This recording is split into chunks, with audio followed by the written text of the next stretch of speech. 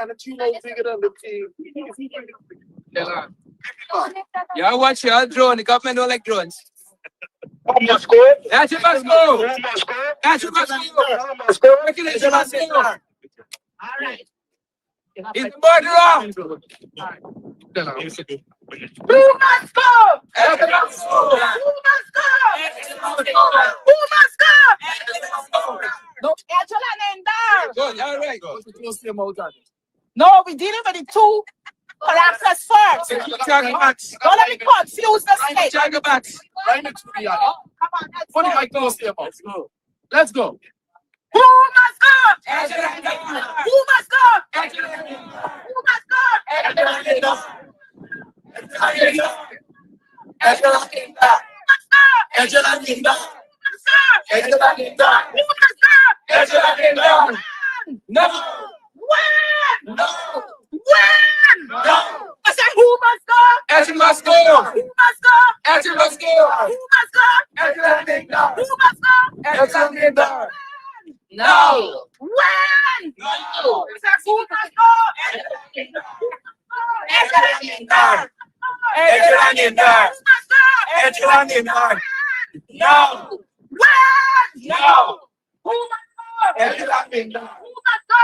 Edghill and Indar. Who must go? Edghill and Indar. Who must go? Edghill and Indar. No. When? No. When? No. I said, who must go? Edghill and Indar. Who must go? Edghill and Indar. Who must go? Edghill and Indar. Who must go? Edghill and Indar. Who must go? Edghill and Indar. Who must go? Edghill and Indar. Edghill and Indar. Who must go? Edghill and Indar. No. No. I said, who must go? Edghill and Indar. Who must go? Edghill and Indar. Who must go? Edghill and Indar. Who must go? Edghill and Indar. Who must go? Edghill and Indar. No. No. No. Edghill and Indar. Edghill and Indar. Edghill and Indar. Edghill and Indar. Edghill and Indar. Edghill and Indar.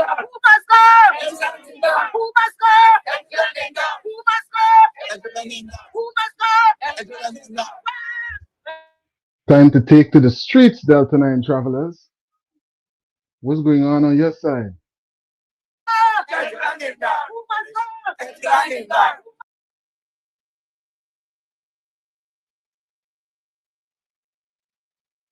No. No. Who must go? Edghill and Indar. Who must go? Edghill and Indar. Who must go? Edghill and Indar. Who must go? Edghill and Indar. Who must go? The murderers. Who must go? The murderers. No. When? No.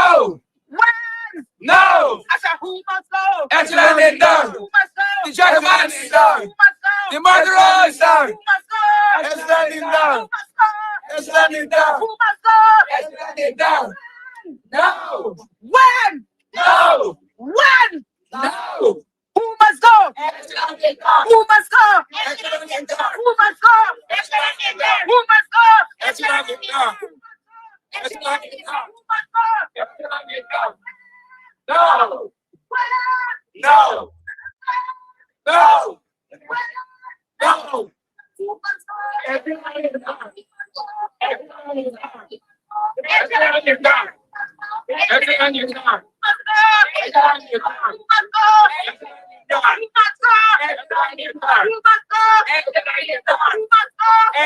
Indar. No. No. No. Who must go? Edghill and Indar. Who must go? Who must go? Who must go? Edghill and Indar. Who must go? Edghill and Indar. Who must go? Edghill and Indar. Edghill and Indar. Mercy. No. No. No. No. No. No. No. Edghill and Indar. Edghill and Indar. Edghill and Indar. Edghill and Indar. Edghill and Indar. Edghill and Indar. Edghill and Indar. No. No. No. Who must go? Edghill in Dar. Who must go? Edghill in Dar. Who must go? Edghill in Dar. Who must go? Edghill in Dar. Who must go? Edghill in Dar. Who must go? Edghill in Dar. No, no. No, no. No, no. No, no.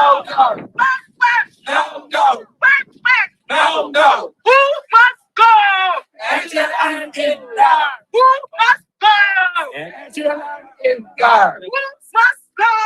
Edghill in Dar. Axman! No. Axman! No. Axman! No. Who must go? Edghill in Dar. Who must go? Edghill in Dar. Who must go? Edghill in Dar. When? No. When? No. When? No. Edghill in Dar.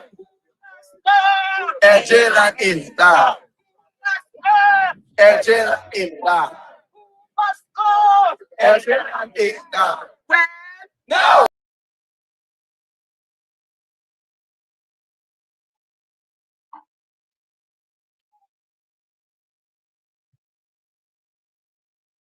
Scenes from the ground, Delta9 travelers. Persons are out, and they're out in the numbers right now Still on the in ground place. in Guyana.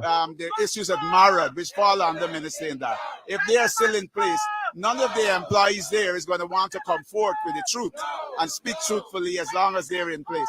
And again, as I said before, the early disclosures by Minister Edghill were all correct. He rushed to judgment in an attempt to cover down what was happening, and for that he must go. Thank you. Who must go? Who must go? Who must go?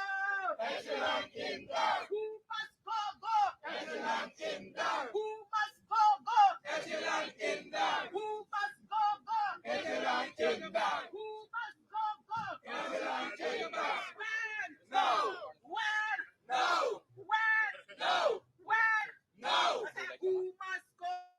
Opposition definitely showing a lot of unity coming out together for this protest, saying, listen, enough is enough. We're seeing Team Win out here, we're seeing APNU out here, ALP out here, VPAC is out here, Forward Guyana Movement, everybody is out and they're making their voices heard. This is what's being said.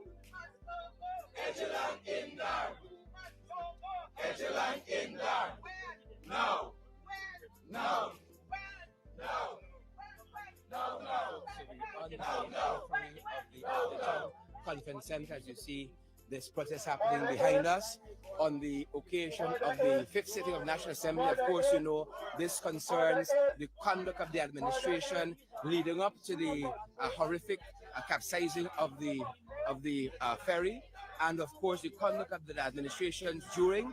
We believe that the administration should relieve Minister of Public Works, in particular, Juan Edghill, of that portfolio, and of course the Minister, also Deodat Indar. He has some purview over the maritime sector, and that is one of the major reasons that we're calling for both of them to go. That is a major reason. Thank you very much.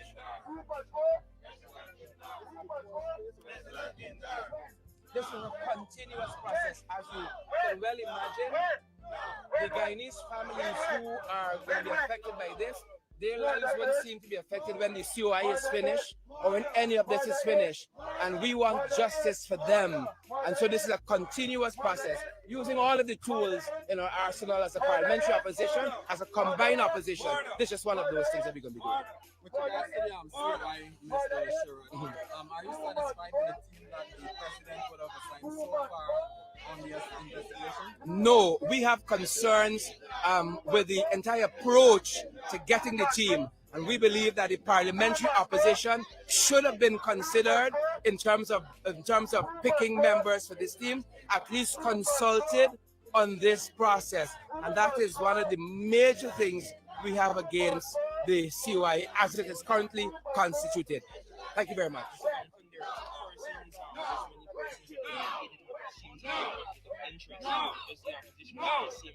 Yeah, correct. As I said, the process, the way this process has unfolded, we got major concerns there, and also with the members.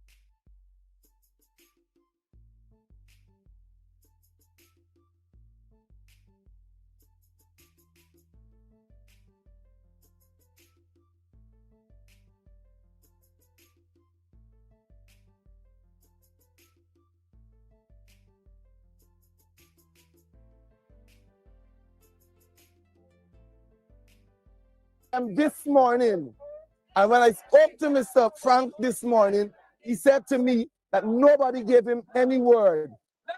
Mr. Harcourt was one of the operators on the boat.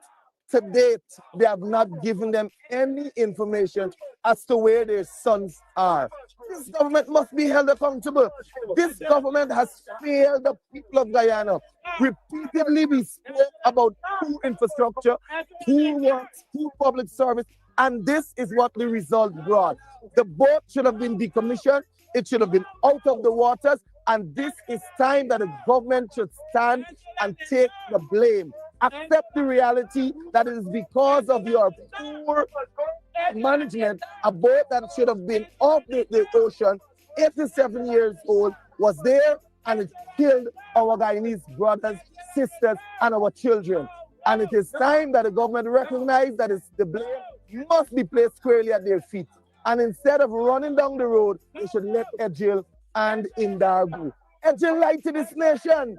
Edghill came out the very first thing in the morning to say to this nation that it was just about 116 persons. And when we got the final information, it was far more. Even to today, we still don't know the exact amount of persons that were on the boat. And so this government has failed Guyana. The PDPC government has failed our people, and they must be held accountable. Nothing more, nothing less. Sorry.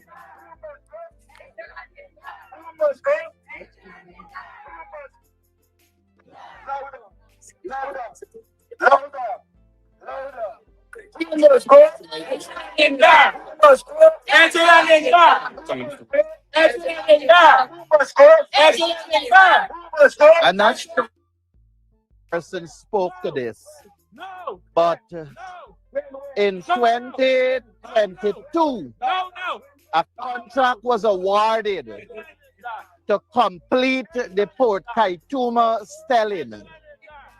In 2022, that contract was awarded. The consultant was Semco, and the company to do the work, the contractor, was Joe Jagmohan Company. Can't remember the name of the company. He started the work, and as he was doing the work, the revetment failed because of a faulty design done by Semco. It was corrected, more monies were put into it, And in 2024, the first phase of that Port Kaituma, the first phase of that Port Kaituma stelling was completed. 2023, the MV Malaysia came to Guyana, sailed from India. And Edghill said that this boat is to ply the Port Kaituma route. From 2024 to now, there has been no movement by the Ministry of Public Works so that there can be the phase 2 and phase 3 completion so that the MV Mr. Chairman, the new Malaysia vessel that is can expected traverse that route. to come on So that stream is clearly would be the MV Malaysia, which is en route to Guyana. It has left Port Calcutta and it's coming to Guyana. That boat will service the Georgetown Region 1 route, making stops at Mabaruma, Marijuana, Port Kaituma. And that will replace the MV Barima and the MV Kimbia that presently traverse those routes. So that we clear, that is not just a fabrication at all. No fabrication. completing that section. Nobody knows when the stelling will be completed, when the wharf and stelling at Port Kaituma will be completed. I want the viewing public to understand something. I remember I've been in politics for over 2 decades now. The former Minister of Public Infrastructure, well, at the time Public Works, Robertson Ben used to go to Port Georgetown, the goods wharf, stand up and watch as they load that boat, the very MV Barima. He used to do, Robertson Ben that is, used to do spot checks to ensure that the boat is loaded properly. When the APNU came to government, David Patterson and Annette Ferguson, they employed people to be checkers at these various ports for these ferries. They used to do something like this. When they're telling people, when the Port Georgetown people or Port Parica or Port Bartica people finish loading the boat and giving tickets to each one of the passengers, the checker that David Patterson and Annette Ferguson employed used to go on the boat and verify that everybody here has a ticket, that the load corresponds with what it has to carry. When Edghill them came to power, they fired those people and they said that they were political appointees. And Edghill from then to now has never shown us in the public space that he has done any spot check in terms of how that boat is loaded and in terms of how many passengers can go on the boat. So it is clear that Edghill had no intention of prioritizing the safety of our people through the transportation system by way of this vessel. But transportation in this country is not just concerning this vessel. This is not the only thing that worries me about Edghill and his incompetence. When you look at the minibus, if the passenger for the minibus, the seat capacity is 15, you always see an abuse in terms of putting more people. The fare structure, you see the fare structure, all Edghill will come out and do is give us a paper and say from Breeden Hoop to Parica, $300. If the bus mass at $360, Edghill ain't doing nothing about that. There is certain things that Edghill failed with when it comes to the transportation sector of this country. And we have submitted a motion to the National Assembly for there to be a Ministry of Transportation. So you can pull all these departments that are handling transportation in the various ministry into one collective ministry that can address transportation holistically and not singularly at the level of various ministry. Edghill deals with the Transportation and Harbors Department for boats. You got the Guyana Police Force is separate on the Home Affairs for certain aspects of transportation. You got Marat falling on the public utilities and aviation. The point I'm making, bring all of these transportation departments into one ministry because we're expanding as a country. We are developing at a fast rate. Influx of money, larger road network. We're going to get trains soon. We're going to have flyovers. We will have so many different aspects of transportation that the priority right now is a ministry of transportation. But Edghill got to go because he's responsible for the failure of that ministry. Thank you.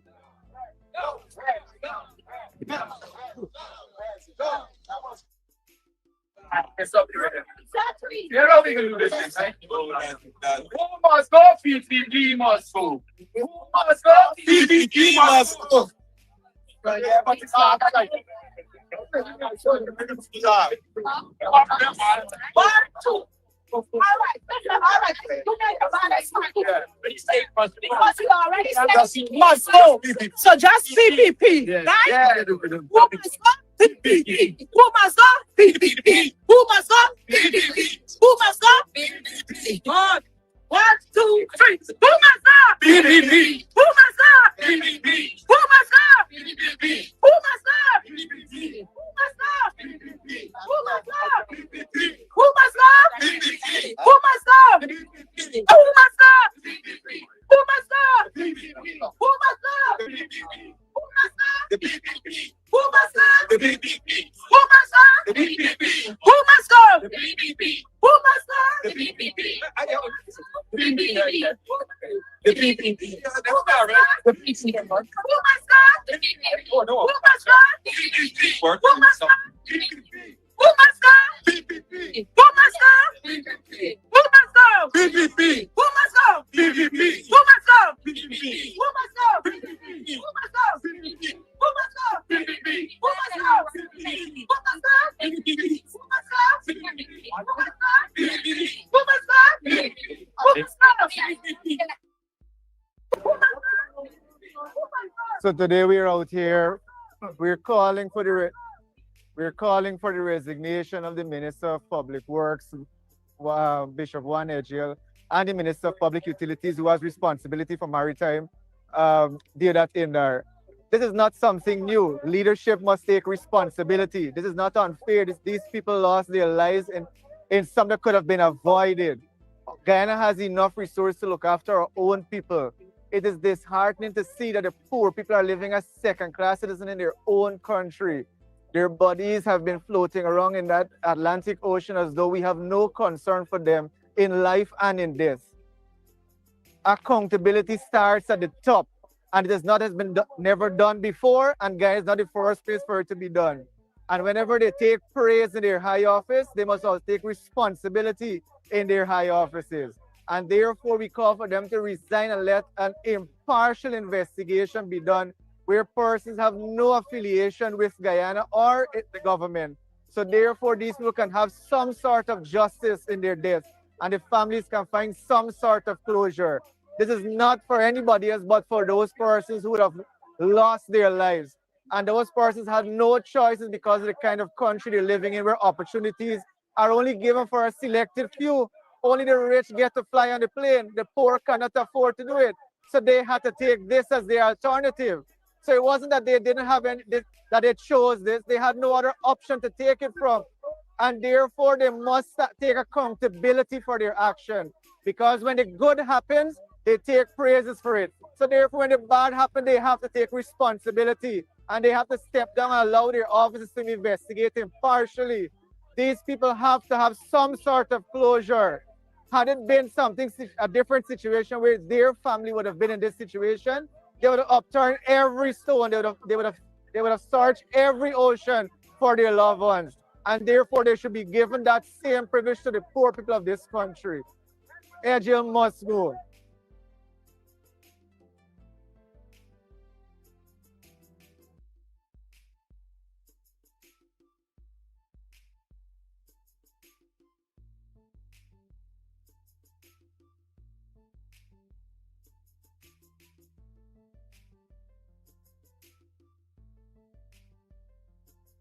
can ask another nothing. We just let them do the right thing, please. May beg everybody.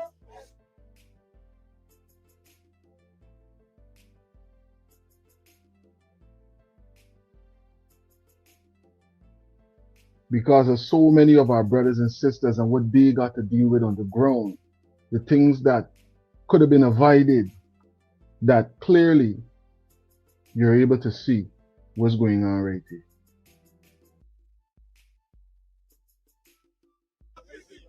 Me go fight. Me not care when people tell me go fight. No, me just near this. Let everybody see this thing what people going through. Can I see what they're going through? They're going through and pain. I be this feeling for me, family, then when me lose. It's not easy what me going through. When me see me sister, me niece from the picture, he hurt me so bad. He hurt me porque me last, me sister na animal. PPP must go. So we must remember, negligence is a crime. And what this government is saying before us, that what we saw, that what we did not see with our eyes was not a crime. We saw a crime committed against the Guyanese people, more so our Amerindian brothers and sisters, more so our children, who by their sheer numbers should move this country to some level of conscious understanding. How much more do we need to see? More than 100, more than 1,000 before we pause to recognize not only negligence, but what corruption and mismanagement have brought upon this nation by a government who have been given massive amount of resources, but instead reward the people with what we see those persons were subjected to. A 90-year-old person. My biggest concern, coming from Linden, 18th of July, we are accustomed to commission of inquiry. They gave us, Ramatar unilaterally gave us a commission. And what that commission found, it did not hold the government culpable. It said that they were guilty, they paid compensation. Madia said they were guilty, they paid compensation. But a unilateral commission have now brought us to a point where we have to question this government's approach to such a crime that we saw in the sheer negligence of where we cannot account for more than 100 Guyanese. Guyanese must move to some level of protest. Beyond calling, we must move to action.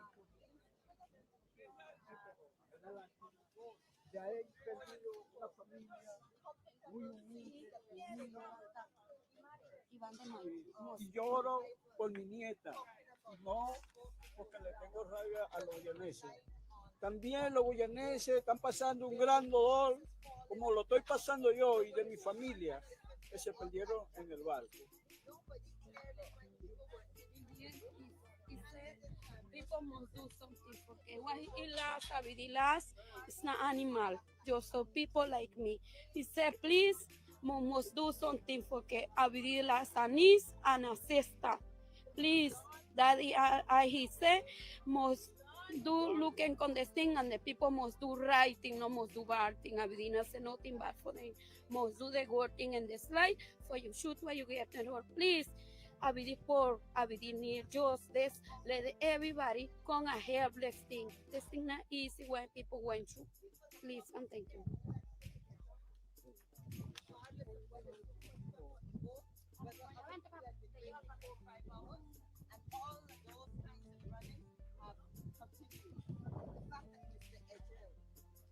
All of that, and in more than 20 years, nearly 30 years, has done nothing to change the system. And it's a system we all know exists. Everybody in Guyana knows that people, you could go to the ferry, you pay a little extra, you get more load. Who cares if the boat is now overloaded? You pass a little something, and wherever you want, go get on. Whether it's a cow, whether it's a vehicle, whether it's boxes that we don't know what in the boxes. So the reality is, the man that has managed and been responsible for that Ministry of Public Works and Transport and Harbors under which these ferries fall has done nothing to change the system. Nothing to change the system. And this tragedy that is hurting all of us is just an epitome of everything that is wrong coming together in one accident And it is just absolutely blatantly showing that if in 30 years you can't fix any of those issues that I just mentioned, then you gotta go. Let somebody else come and fix it. Why should Guyanese continue to accept what we've been getting for all these years? No, it can't continue.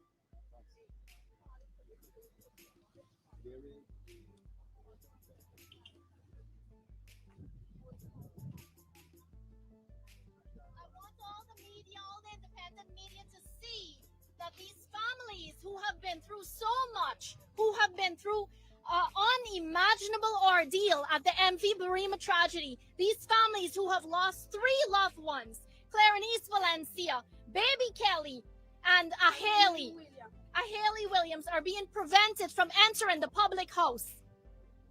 Shame. Shame. Shame. I want all the independent media to see this.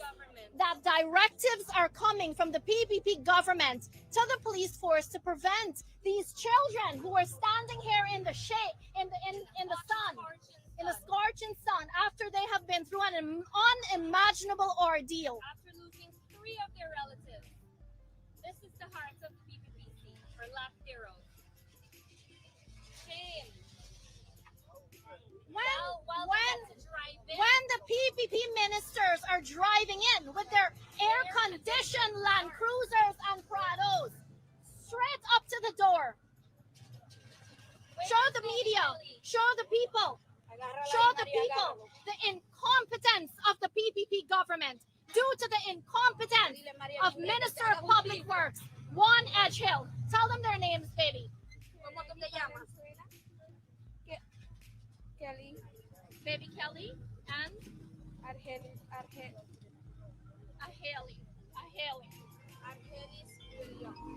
So I want the public to understand exactly what is happening here in Guyana, where the PPP dictatorship, where they're stifling the media, they're keeping the independent media out of the public house, but they want to go and pass a financial bill to get more money, while families are still struggling to cope with this unimaginable ordeal. Is this the heart that the PPP government has for the people of Guyana? Is this the heart that they have for the people? Excuse me, Anna, did they offer a reason as to why they're not allowing the family inside? They said they're not getting instructions to allow the families inside. They're only allowing members of parliament at this time. This is heartless to have these children who have already been through so much to stand out here in this scorching sun. Thank you so much. Thank you so much. The police in charge would have confirmed that they'll be able to go in charge. Thank you so much. Okay, kids, let's go. Stay close. Sir, can you tell us the reason for you to be out here today? I'm standing in solidarity with the opposition and with the people of Guyana, and that's looking around the world. We would have seen the call for a COI, and it's been approved. But Guyana needs more than one COI. More importantly, there should be a COI into why this tragedy would have happened in the first place. We are now in the 6th year since we would have benefited from oil. Trillions of dollars. Why were those people and the people of Region 1, the indigenous people especially, still being forced on an 87-year-old vessel? Why? That needs a commission of inquiry. The ministers around this country would have shown, we would have seen the level of corruption. And each and every one of them, some of them were able to get success from chocolate. Some was able to get success from what was the next one? From family, a doctor, son that's a doctor. Why is it that using all that level of intellect, if you're so smart that you can turn chocolate into a multi-billion empire, you can turn a minister's salary into $1 billion economy, how is it that you can't use that same level of intelligence and uplift the life of the indigenous people of this country? There needs to be an inquiry into that too. When do we get a COI into that?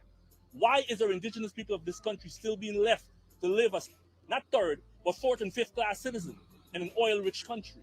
That is what we need an inquiry in, not just the inquiry of the vessel that just went down. And secondly, the call for this minister to go is not a call out of personal ego, it's a call because of his own negligence. He stood there and lied to the Guyanese people. So if you're prepared to lie to protect your ministry, what are you not going to do when this investigation unfolds? Obviously, you're going to continue to use your influence to steer this investigation where you want it. So this is not just, oh, we don't like Edghill. Edghill would have already stood on national television and mislead the entire nation. We saw evidence to support that they knew, and they published this, where this ship was since 1 o'clock the same night it went under. There's something called an EPORP. I would have talked about this on my page, that sends out an emergency signal. This signal was transmitted to Washington, then it was transmitted to Tamari. If we knew that position was right here, why is it that 3 days later, we have fishermen finding this ship? It means then that someone purposely not transfer that position, that coordinate, to where a rescue team can go rescue those people. Because at the end of the day, if you have people floating around in a bucket, holding on to some floating device, how long would they be able to hold on to? At some point, they'll get tired. Why is it that that position wasn't shared? So you understand why this minister has to go? Because let him tell the Guyanese people, why is it that the rescue and search mission, and why is it that we're sitting today hearing from even him and not the head of the search and rescue part of Marriott, who is Mr. Flores? Why is Stephen Thomas sitting there lying to people saying we adjust the steel? No maritime director can adjust the steel to change the weight of a vessel. It requires an engineer, a naval engineer, to come in and say, okay, we're going to change the structure of this ship. You don't just get up overnight and change the structure of a vessel. So those are the lies. Those are the misleading factors why we cannot have a minister that sits there that wants to direct, because the outline is clear. He does not want his ministry, not just him, Indar. We can't forget Indar. They don't want that ministry to be blamed, but it's already at fault. You know why? Who and why would you go and spend billions of dollars to bring a vessel into a country that doesn't meet the requirement? Common sense. If you knew this is where the ship was going, you should have did whatever research you needed to do, whatever survey you need to do, and use people that have the skill set to make sure you bring a vessel. But it looks now like that vessel wasn't brought to Guyana to serve that indigenous community. It was brought to Guyana for them to party. Because we have all the money to bring in cartel and all these other people, but we don't have the money to make sure that the people of Region 1 can benefit equally like every other part of this country. And that's my point.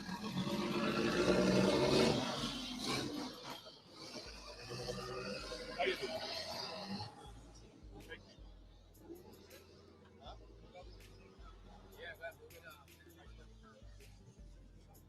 For the most part, the crowd would have largely dissolved, and most of the political demonstrators are now in the Arthur Chung Conference Center, where there is currently being held a sitting of Parliament, and there are a few demonstrators left outside who are still here protesting.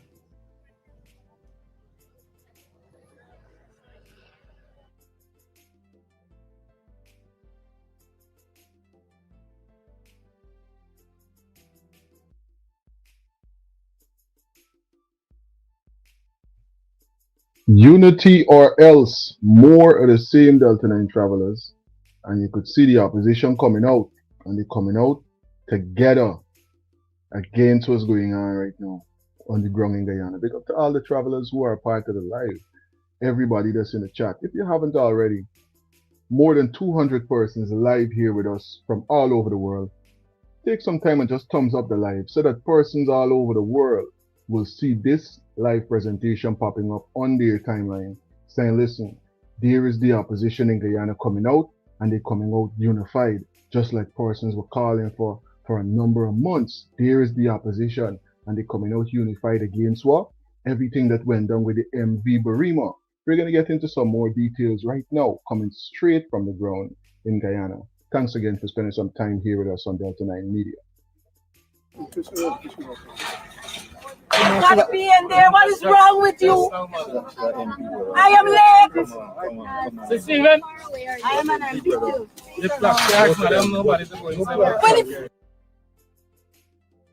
When you see a black car guy?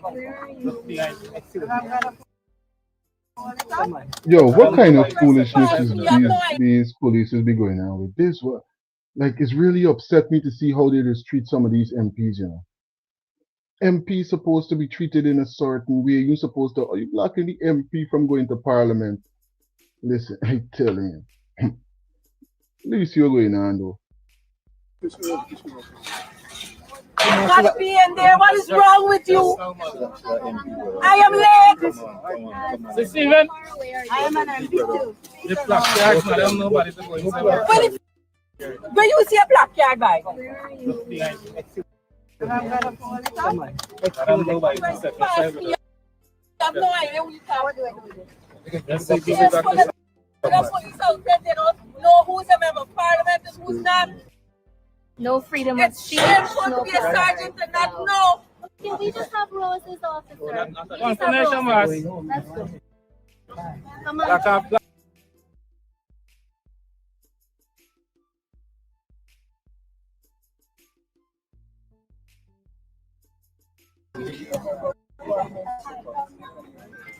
No, these are Mr. Mohammed's guests. These children went through enough. Chief. These families went through enough. Please. These are the survivors of the tragedy. Please let the children go in. Officer, these are Mr. Mohammed guests.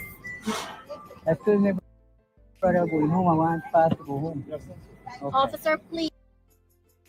Politely, I'm just asking very respectfully for the children to go in the shade.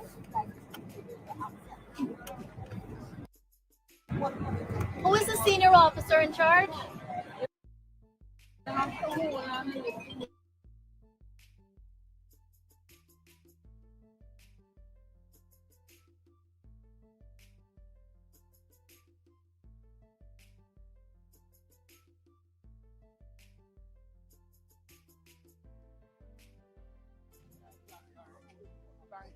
All right, guys. So there isn't much going on the ground right now with regards to protest demonstrations. As you can see, the crowd is not that much at the moment, as most of the political demonstrators are in the Artichon Conference Center at the moment.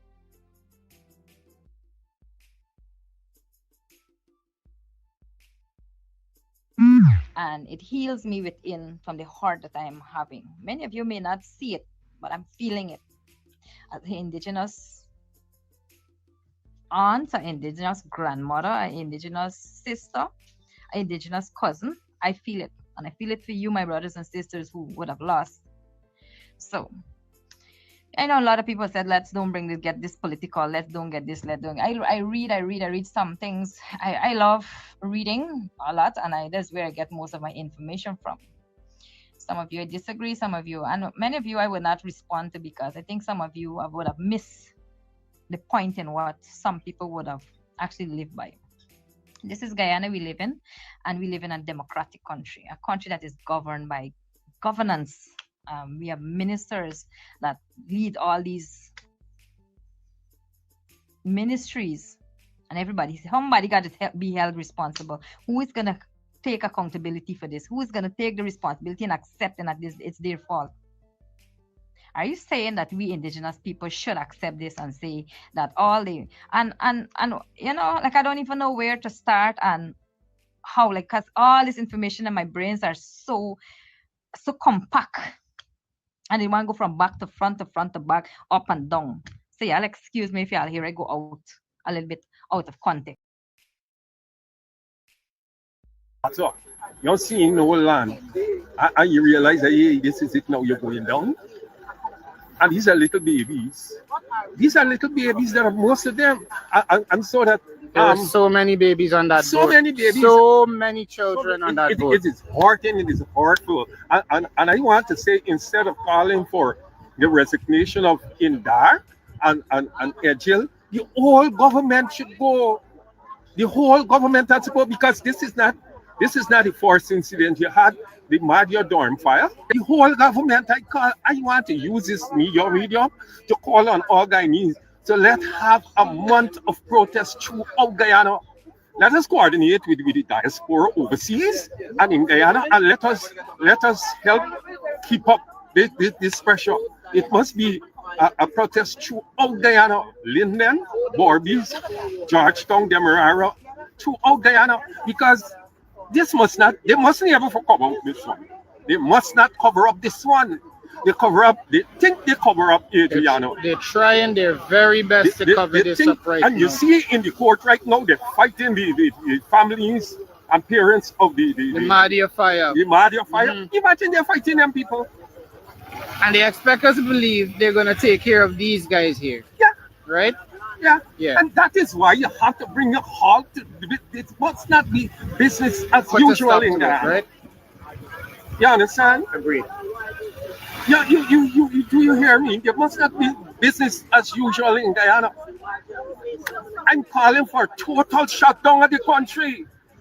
How many more lives we must lose? Today is the it was our citizens from region 1. And I am made to understand you can't even find about 30 something nobody if I'm right. Bodies, I'm sure bodies are being trapped in the wreckage right now, which is saying they can't raise. And so my thing is clear. We all know they can salvage that boat. Yeah. They can salvage that boat if they want to salvage it. Yeah. Right? They can. And so my call is to the people of Guyana, don't sleep on this one. Don't sleep on these people behaving like they're dictators. And when you talk, they want to send people after you. This is not North Korea. This is not Kim Jong-un here. And let me tell the people of Guyana, the power lies in the people of Guyana hands.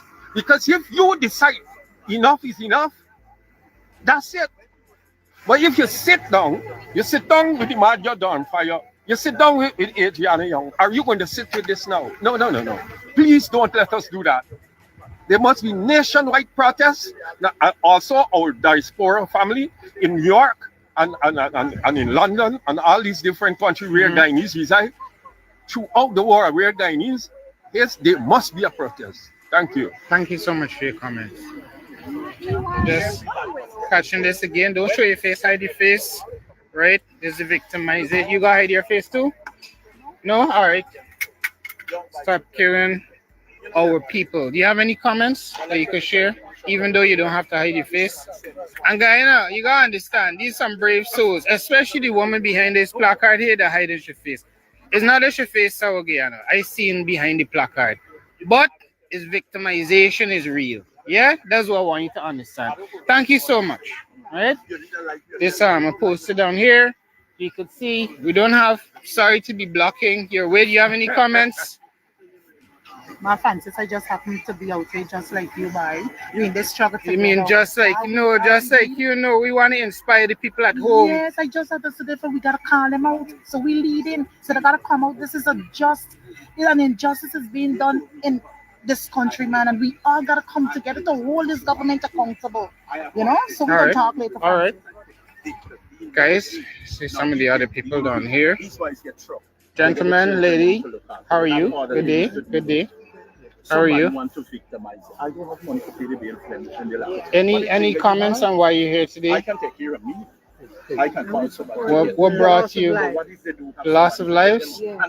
How has it affected you? What is it that inspired you to come down here today? Loss of life, multi-children, and the done over these you've got to get somebody to watch your back. Really, this is not one time protest. About to happen, I think the maintenance crew, the head of the department, Mara, Mr. Edghill, all of them are at fault. I look at that as total criminality, and then telling the people lots of lies doesn't sound good at all. It seems heartless. Yeah. Thank you so much, guys. You can see there's not. Let me show you. I'm coming back to you, Jenna. Hold on. Let me show them a placard. Let them know. Right. That's how you do the thing. Just come to the area where they stop in and let them know. Let me make sure it's the right way up. Right? Okay. So there's not a ton of people down here at the protest. As a matter of fact, there's a lot more people at cricket. All right. Now, rather than shying away from this fact, I think it's something we should talk about. All right. How you doing, my brother? Nice to see you. Nice to see you. But I always like this is a brilliant mind, Mr. Lowe? Well, obviously, this is a tragedy. I think it's weighing everybody. Mhm. Myself, all week, I haven't felt right. But a lot of studies will show that when at the top, the tone is not set, that there must not be corruption, that we have to abide by rules and standards. Mhm. When that tone is not set, then what happens is that people down the chain believe that it's okay for you to put on additional passengers, for you to not follow safety regulations, because they're saying if those at the top aren't really serious about corruption, then why should I be serious about it? What do you think the public response today speaks Yeah. to a culture of fear?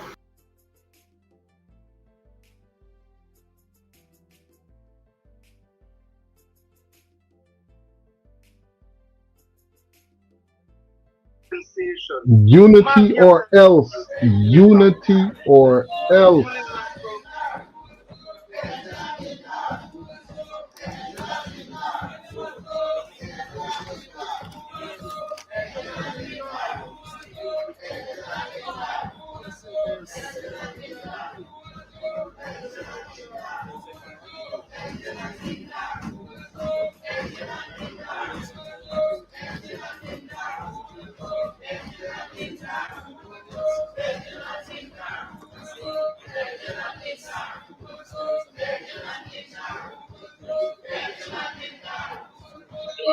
You think that the protest would have stopped because it's in the house? In the house, oh, the house is protest. Yeah, see what's going on right here, Delta9 travelers.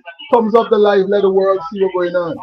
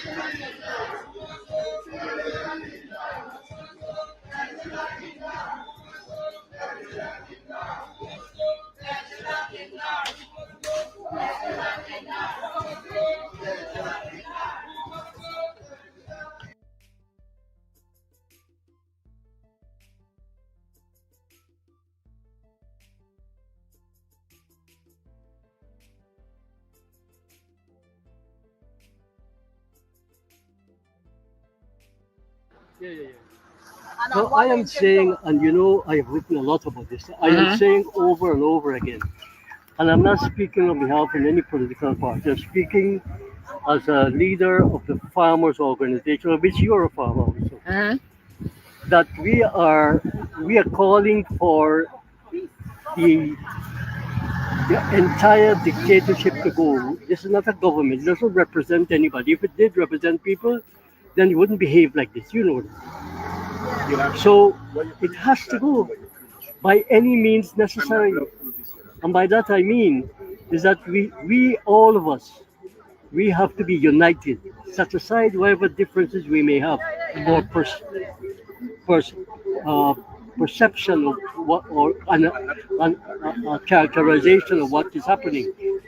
We need to say that this is a dictatorship, and it can only be removed with the mobilization of every single Guyanese, every single guy's a decent Guyanese, because you've got Guyanese who are not decent. So, well, I believe they have a lot of decent Guyanese, Yes. right?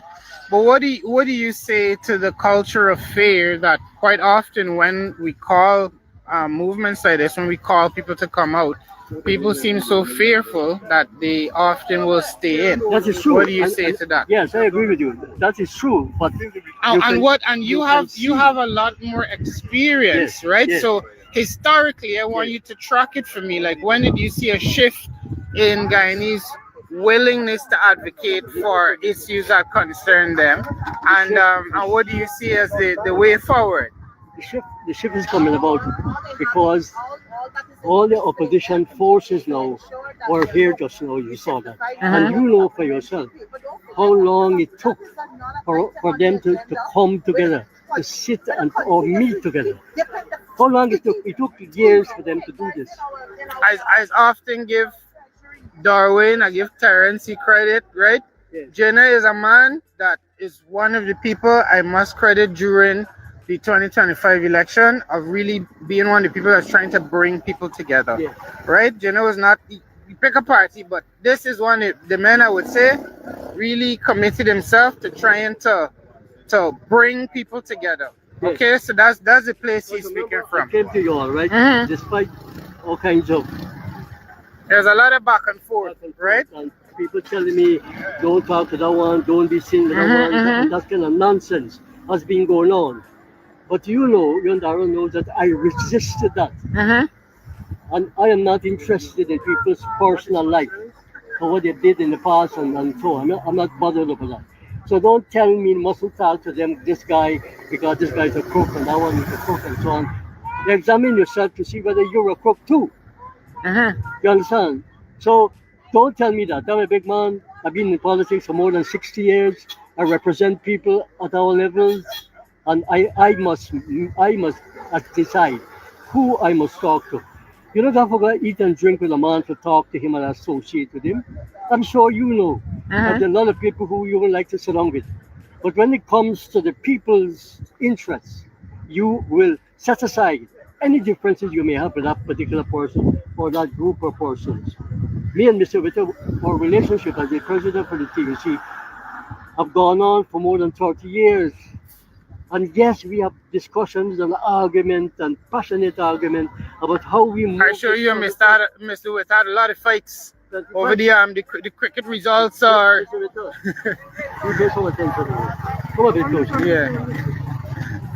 Now, how are you, Mr. Witter? Good afternoon. We are here Nice to see today. you. We are here today. I don't want to use the word alliance because that word is misused all the time.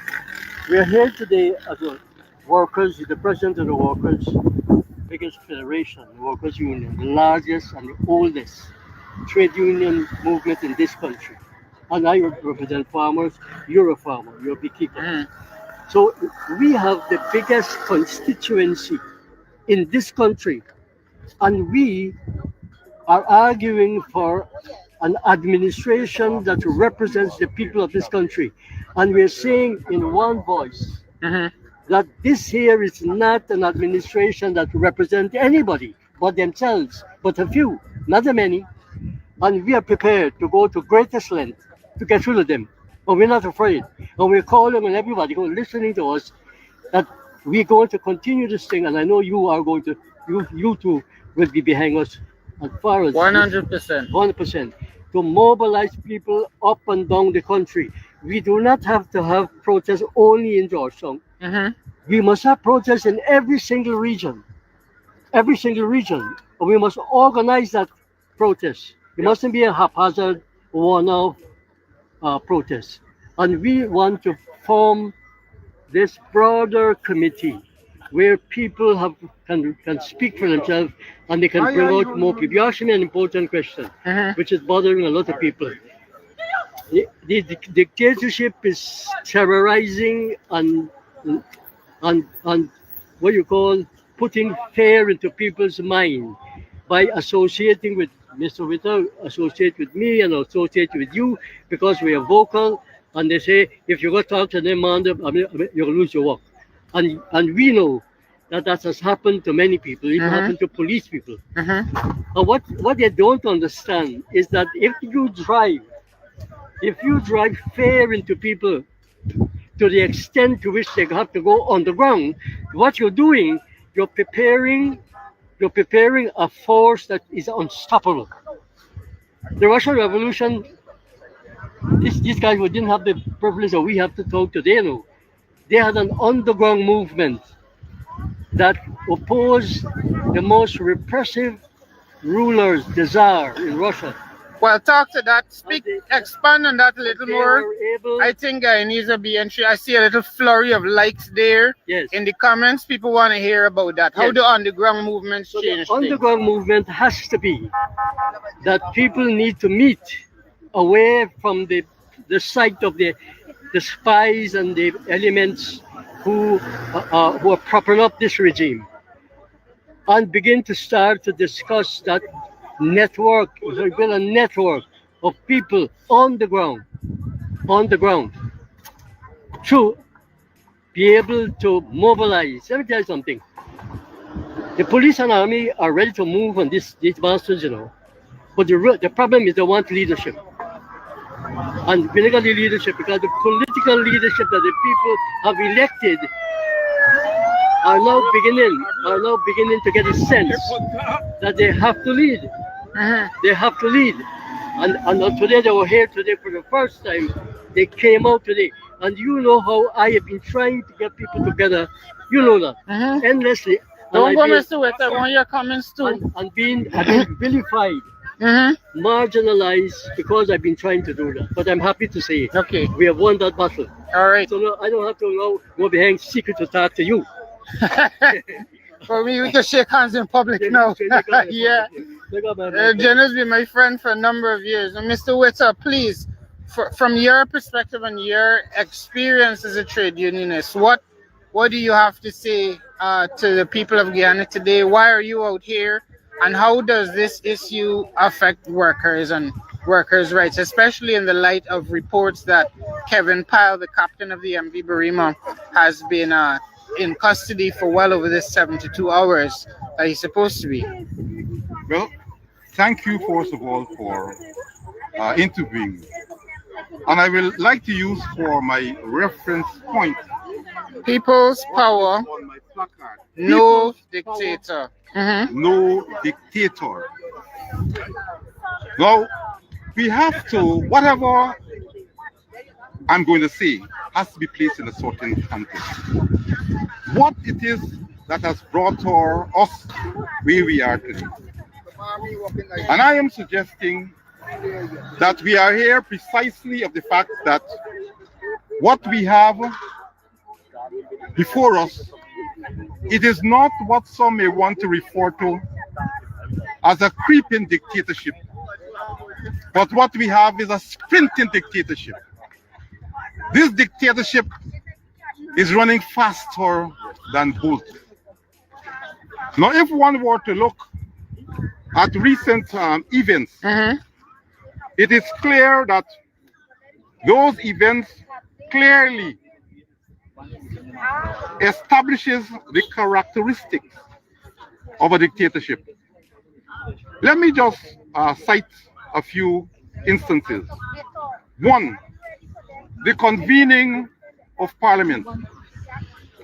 These parliaments, as a matter of fact, after the 2025 elections last September, it took the struggles of not only the opposition parliamentarians, but also members of civil society to placate officials of the state, even a member of parliament appealing, unfortunately, to the foreign ambassadors. And through that demand, parliament was convened.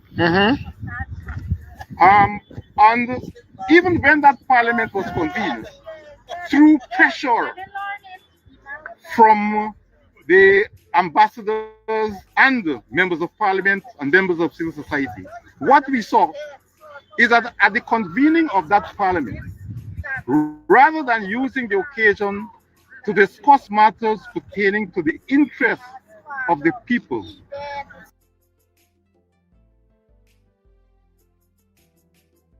they sought to force through a bill that will give further subvention, not subvention, I don't know, it's a fund, what do you call it? Contingency? Contingency fund in the billions of dollars, right? Supplementary. After they would have passed just a few months ago of 1.3 or 4 trillion dollars. It is being suggested, and I verily believe, that before the end of this year, we may very well have a budget to the tune of not 1.5 but $3 trillion. The question must be asked: what in hell are these vagabonds doing with all the people's resource? What are they doing with it? I mean, look, the level of stealing. You know, somebody in the background knows where it's going. They are being referred to as being corrupt and so on. But we must say it as it is. They're billing that with it, sir. These guys are a bunch of thieves. Right. They're billing one Guyana. Well, let me come back to the characteristics of the dictator. Right? Now, apart from that, sir, the way the dictator behaves is that one, he subverts the institutions of the state. Look at all the institutions of the state. The bureaucracy, as we normally refer to it, all have been subverted by the state. Two, they take control over the coercive arms of the state and use them to suppress people. Look what is happening with the police force. How they are using the police force to intimidate and terrorize people. That's what they're doing. You understand? In addition to that, what is most egregious is that look at Ali's behavior. You understand? And when you look at his behavior, he can only be described as a dictator. Ali has been violating the constitution and the laws of this country with impunity. That is how a dictator behaves. A dictator does not feel beholden to any law, yeah? Any principle, any constitution. You know, let me tell you something. In a normal democracy, either the people would have already removed them, or the army would have removed him. In a normal democracy, for the level of violation of the constitution. Look, I have heard, right, and I take note of a number of persons who are demanding shutting down of this country, right? I want those persons who are calling for the shutting down of this country to know that we have taken note of the call. You understand? We have taken note. Because I say this, I want to say this, that a dictatorship does not only stop by victimizing who they perceive to be their enemies, right? When they would have gotten rid, if they are successful with their enemies, they will even turn to those who are their friends. Let me say this, and we have a living example. Who could have been closer to Ali than Azzuddin Mohammed? And Azzuddin Mohammed's father. Very, very close. They were like buddies, they were like family. You understand? And what happened? Look what's happening today. Today, they are not only ostracizing him, you understand? But they would wish even to see him dead. Right? That is how a dictatorship behaves. Where a dictatorship will remove anyone, even if that person is their father or mother, if that person that threatens their rule. This guy is behaving like an emperor. He behaving like an emperor. We don't need no king in this country. Right? And it is time, and I'm happy that I'm already seeing where a number of young people are becoming very, very conscious. As a matter of fact, I have seen where a number of young people are demanding that the people take to the streets and remove the dictatorship. Right? And it has to be done quickly. We cannot allow this monster to grow any further. We cannot. Otherwise, it will consume all of us. Even those who currently support them, it will consume them too. Thank you so much for your comments. You're welcome. Guys.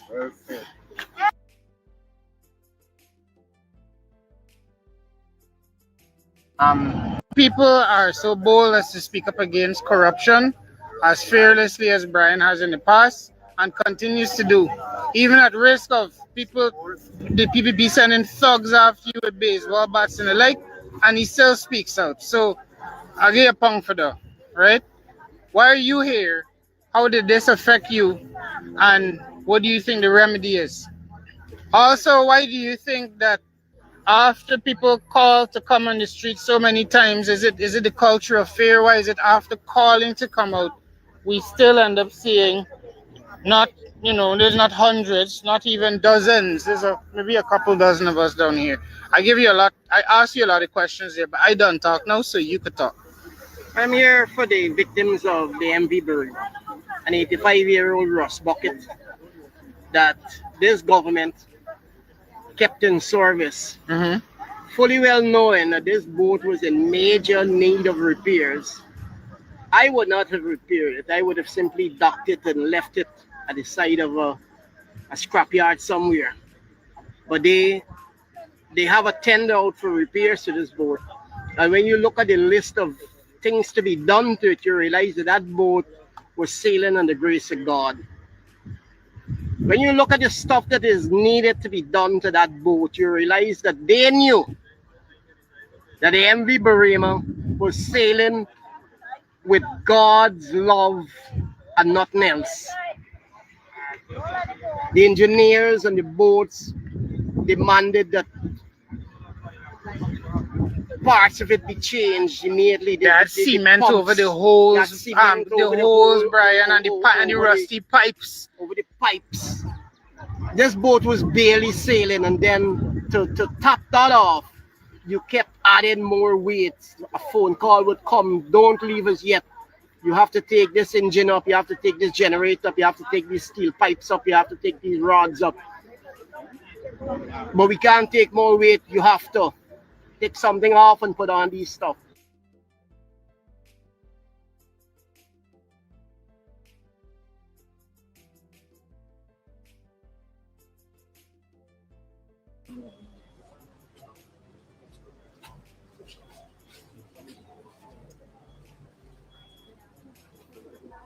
Feeling bad. If somebody could bring a water for this woman, please. Feeling bad.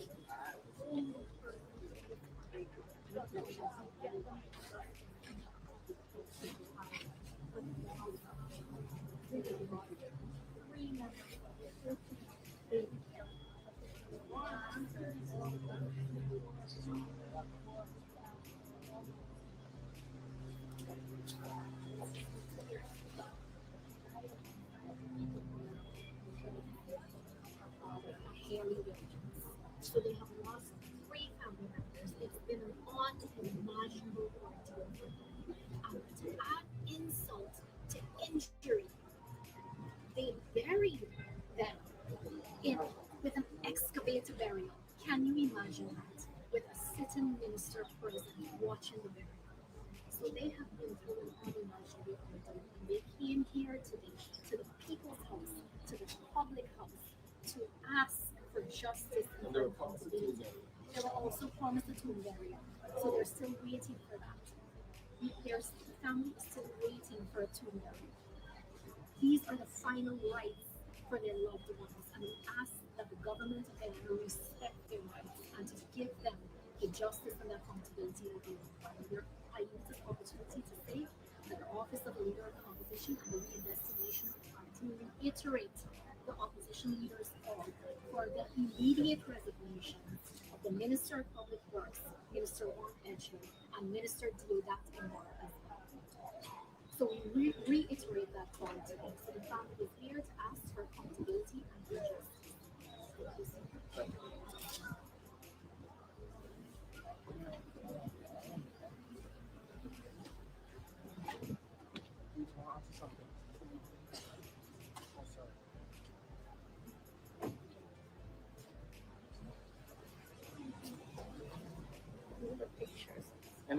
Any permission to use the washroom for the kids?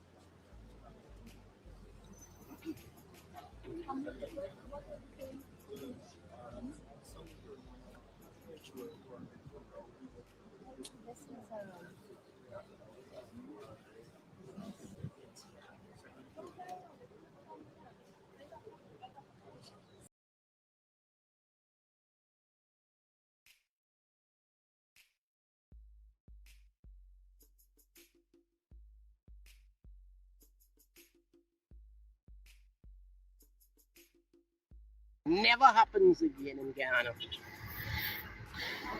This level of incompetence and corruption must never happen again in Guyana. And the PPP must be held accountable. And Edghill must be held accountable. And all the persons involved in the Maritime Division who sat in that office in Kingston and allowed that boat downtrodden to head out into the Atlantic. Because somebody made a video from the maritime headquarters lookout as the boat was going out. Somebody should have said something. Why would they make that video? They've seen that boat 1,000 times, right, Brian? What would cause them to look out there and see that boat? They saw something unusual. They were alarmed by what they saw. Right? It was like if you look outside and see a bicycle riding past with one tire, right? You say, well, and it's driving, you say they look like disaster coming here. Let me take a picture of this thing here. That's the impression I got from that video. It was something unusual. They knew it was wait. I wait to see if Chinese man get through, because these people tell me, Guyana, I start this live, Brian, sorry. I start this live by telling you, this country like an abusive partner that just give you blow. Wait for it. Wait for it. I want to see if they let Chinese man through. I want to see if y'all gonna let Chinese man through, because y'all ain't let none of we through. No Guyanese can pass there, you know. No Guyanese can pass through the barricade, you know. Wait for it. This country is steady give you blow. Look. Look. Look. Look. Look. This give we blow every single day. Guyanese can't go through, but Chinese man could go through. Officer, if I had a blue helmet. Okay. Chinese man could go through. Alright. And guys, me got no problem with Chinese man. I just saying no Guyanese allowed to walk where that man walking right now. You see the Brian, right? You see the? I'm actually standing here waiting for the barricade to move so I can go back to my vehicle. Where's your vehicle? Oh shucks. I had to go all the way around. These kind people brought me. These kind folks brought me when I was coming. But Brian, I'm hoping for better. And I want you to speak to the culture of fear in this country. Why do you think Guyanese are so fearful coming on the street doing something as simple as making a little placard and letting their voices known? Has fear really come to consume us to that degree? Everybody, most Guyanese are seriously afraid of the people because you know how vindictive they are. They know how they would go out of their way to make your life miserable. If you own a business, they would send GRA in you, send the police in you, send custom enforcement in you. You own a bar, they'll suddenly turn up to check every bottle is there, marked with the GRA stamp. If you work with the government, they would make sure they fire you. So people are afraid. We're living in a full-time dictatorship. I fought for democracy, insisting that we keep an eye on the containers in 2020 so that whatever was inside could be counted, and insisted that I spent 6 weeks out there and 5 months after, hoping that we could put some democracy back into Guyana. For a little while it worked. Now we have zero democracy in Guyana. I imagine these are the worse same off guardians today than we were when I was watching the containers in 2020. Because we're now in a full-time police state. Full-time police state and a full-time dictatorship. That's where we are today. And everybody is afraid of it. And rightfully so. Rightfully so. People have a right to be afraid. Because they know how vindictive. So what's the way forward if the fear is just, well, if it's justified? Wait, so not only not only Chinese man, but if you have fancy bike and weeding machine, so basically you can't protest. No, you're not It's supposed to basically for protest. anybody that's protesting, but anyone else is allowed to traverse the area freely. So what's the way forward then? The way forward is, I guess, in 4 years, elections 2030. I don't think the PPP can rig enough in elections 2030 to stop what is coming their way.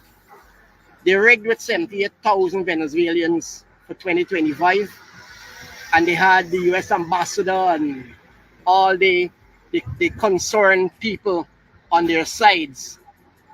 And they got all the overseas observers to say everything was beautiful and perfect, and it wasn't.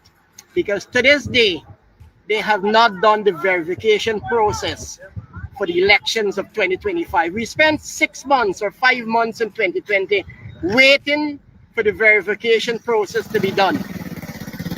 Why wasn't it done in 2025? If you don't verify by law, the SOPs, it's a requirement by law. You must verify the SOPs by law. It's required by law.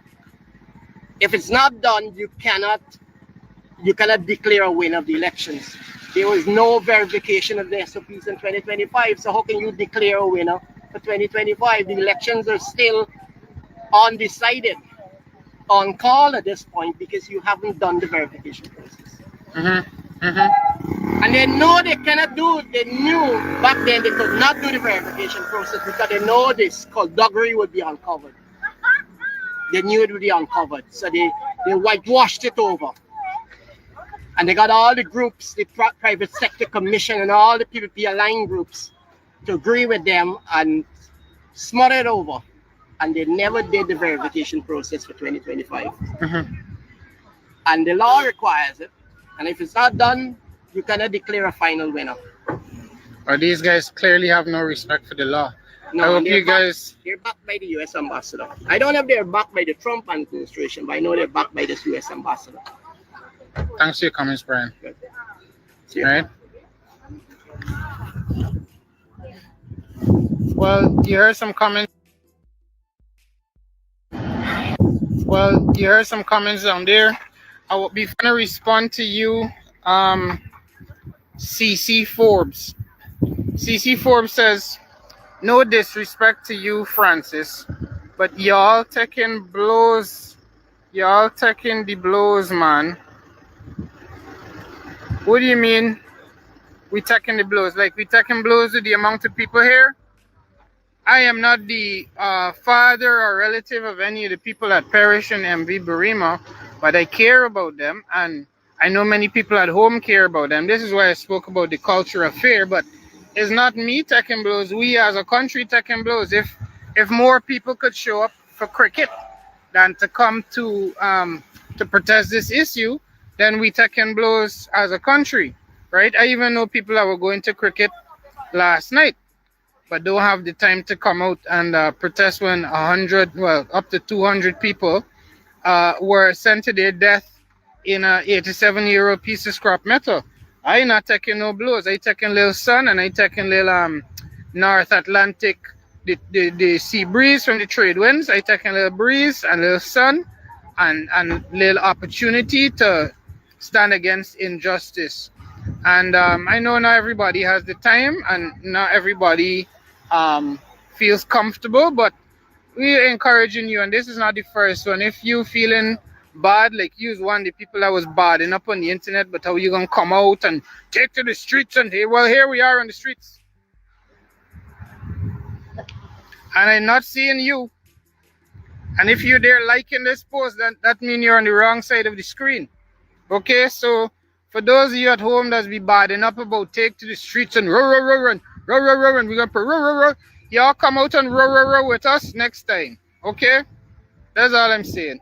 I still love you, and I even still love the police that decide that they're gonna let the Chinese people through and not the Guyanese. So next time if you're coming to protest this area, you need to come in a Chinese outfit and a blue helmet. You need a fancy bike or weed machine, and these gracious officers would let you through. But if you don't have And you need to probably be speaking Cantonese, because I think the man went up and said, I tell you, can't to buy you. And then the man just open the barrier and let you go through. You cite me? But that's how you deal with them. And in there, the house of kleptocrats, that's where the people currently sitting down with a dry face. Right? Probably one of the people from Sheriff. I don't know if I should put my middle finger up right now, but that's for the guys at Sheriff, right?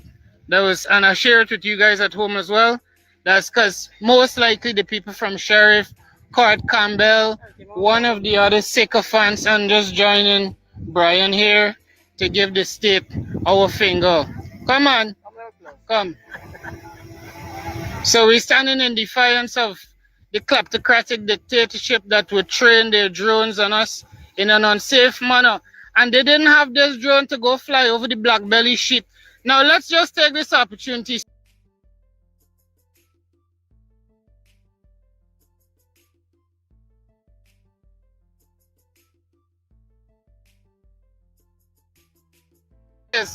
Flying their drone.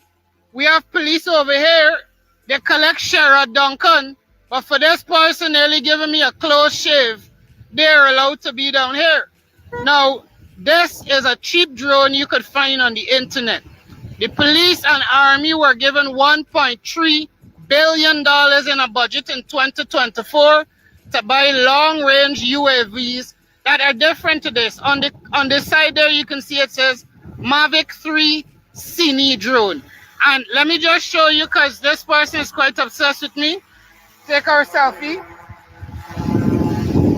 Okay, so we could establish here that this drone is flying at an unsafe distance to me. As a matter of fact, it's not too far here. It's very close to my cardboard that I could probably even bring the drone down if I wanted. This is illegal, right? Just show you. But the PPP don't know about that. Just showing you. This for future notice where my guy is. So when y'all see me flying my drone in the future with my FPV goggles in a safe manner, just remember, right in front of the Guyana police force. Right? Good. So letting you know, there's the things people like Amir Ahmad do, but it gave me the perfect opportunity. Now imagine these guys have the number of drones to come and circle activists at the Artichon Convention Center, but they didn't have drones to go and look for the people in the MV Barima. If a drone like this was deployed when that ferry was sinking, if they have it now, where are the drones that they should have deployed to find the people before they're drowned?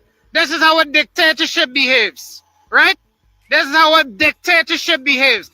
They have more resources to police citizens and activists than they have to go and find drowning babies in the ocean. They have more money. So thank you very, Sheriff.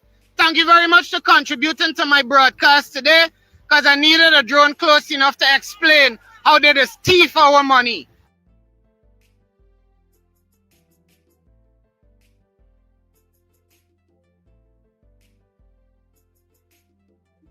So much going on in Guyana. We all think about that Delta9 travelers. You're getting a chance to see directly what's going on outside of the house. But we're about to switch it up right now because we're going inside the parliament so that we could analyze what's being discussed inside the house.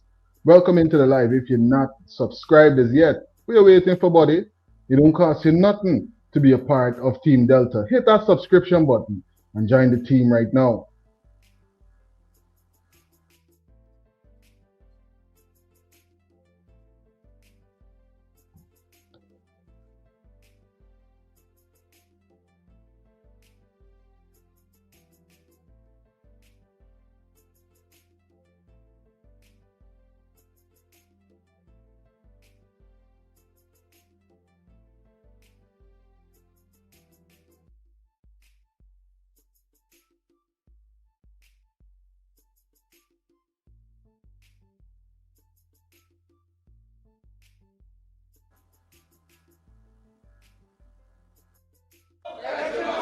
Honorable members, I ask that you allow for order in the National Assembly. Mr. Clerk, you may proceed with the agenda.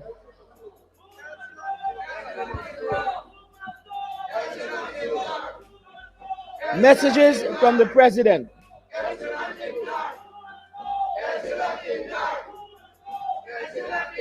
Honorable members, honorable members,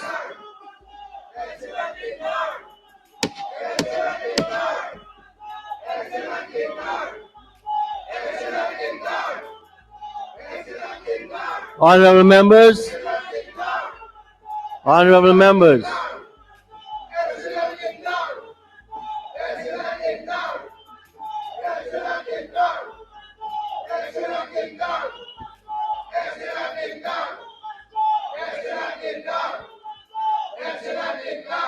We have a message from His Excellency, the President.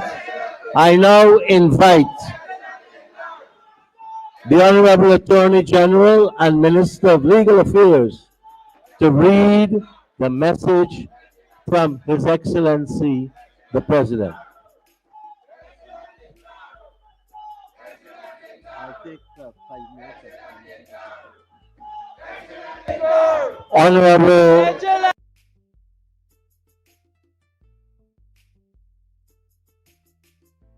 Attorney General, I'll take a 5-minute suspension and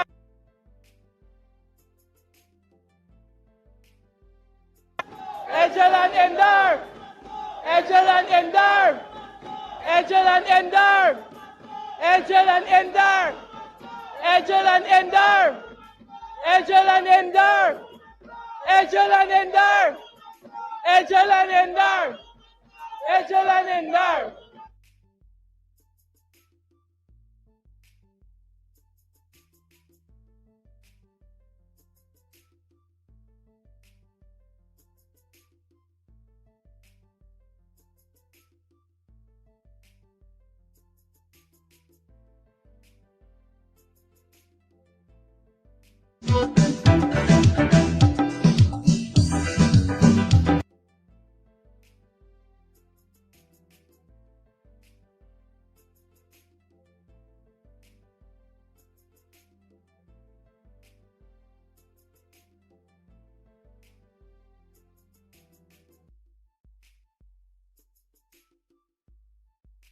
Sleepy is the only diaper brand in Guyana with such a wide range to choose from. We cater to all babies, from newborns all the way to stage 7. Our collection includes Sleepy New, Sleepy Sensitive, Sleepy Natural and Organic, Sleepy Night, and don't forget our fashion jeans. Most of all, they're available in both paste and pull-up. 100% wild-crafted sea moss.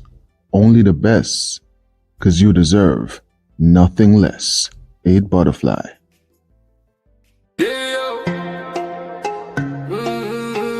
No matter where in the world, we love Guyana. What are your colors? How do you represent? I love Guyana. Order yours today. We ship worldwide. Delta9 Media. One love, one people, the mission complete. One love, one flag, one nation, right? Under the stars, divine presence in the sky. Unity, no war, let the children thrive. Power to the people, we keep hope alive. From time this happened, the first person I expected a press conference from that I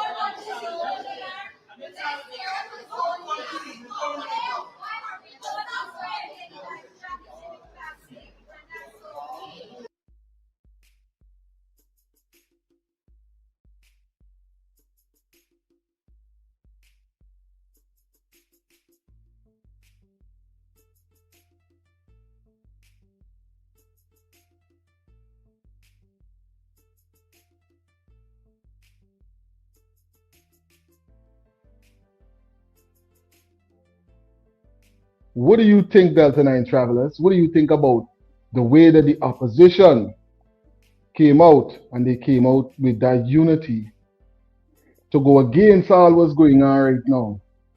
It's a while now persons calling and saying, hey, unity, unity or else, right?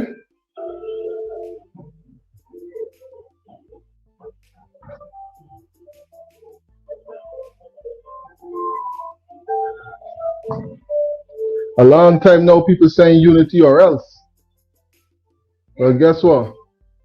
No persons are out, and they're out in unity. The opposition is out, and the opposition is out in unity.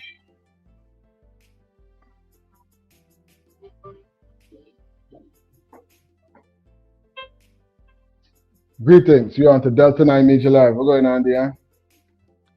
Yeah, that's my brother. Best thing I say, family. Best thing I say, again. How you there going to farm, brother? Sunny summer day in PA. Not much to complain about, but as we can see, so much going on the ground in Guyana that we got to pay attention man, to. Listen. I love what I'm seeing, and I'm love what is going on, because when you're on the ground, then you see things for yourself. Remember, brother? Exactly. I must say, pick up. And this where we go, brother. All Guyanese to start coming out, my brother. Yeah. We taking too much to these people, bro. How much more are we gonna lose? This is not no shame, bro. Right? Yeah. And yet we are so divided, bro. Some of them still are in this and that. You know what I mean? Oh man, boy. Yo. Yeah. So you see the entire opposition coming together now. The entire opposition with yeah, man, big up yourself. The entire opposition come together.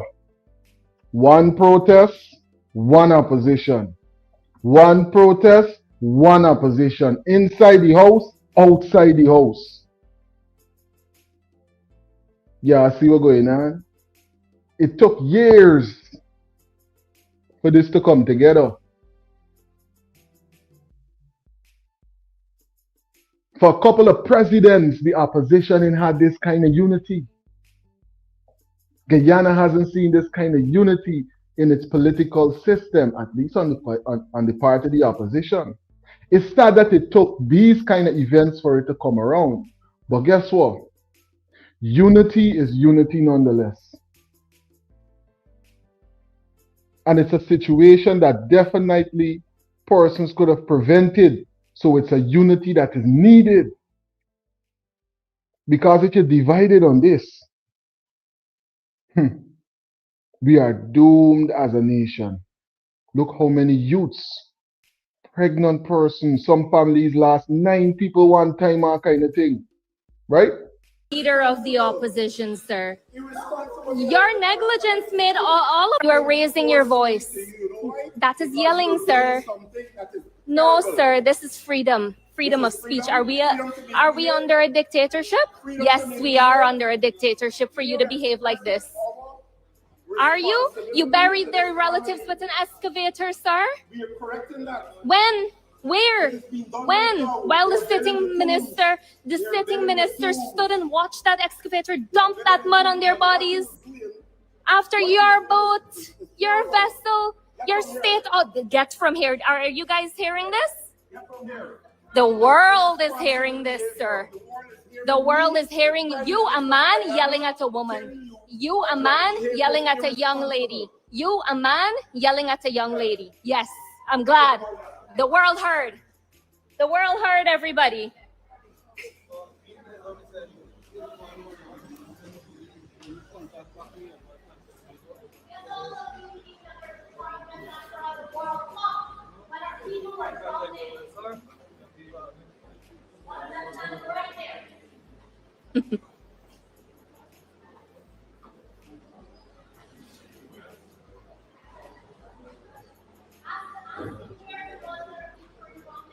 Where were you you when our people were calling for you, sir? Huh? Where were you, sir? Anything to say? Anything to say? Nothing to say? Nothing to say but hostility for your lack of governing your city. Yeah. Nothing to say? I'm telling you, bro. They just don't have the parliament and our prime minister behaving like this. This is our prime minister, my brother. That's why They should have not on the street behaving like that. This is so ridiculous, bro. Immature behavior. That is not telling you, bro. These are Ali Kotati, right? And if Ali Kotati, right, like that, my brother, any other government minister could talk to anybody else like that. And this is so shame when we get these people in that still, bro. Well, let's hope that's Like not. Let's hope that's not the reality. You this man highway down for the state. Get some here. You remind me of Ramdas, Sheridas. How are you telling the woman? You want a dad? You know what I mean? And that's one of the biggest supporters. Right? That's one of the biggest supporters from back in the day. So could you imagine persons who never supported or persons who don't have that large of a donation? Could you imagine? It's serious times in our country, you know, very, very serious times. Very, very serious times. That's what's going on. This is in Parliament, bro. And here this man hiring up on this woman, man.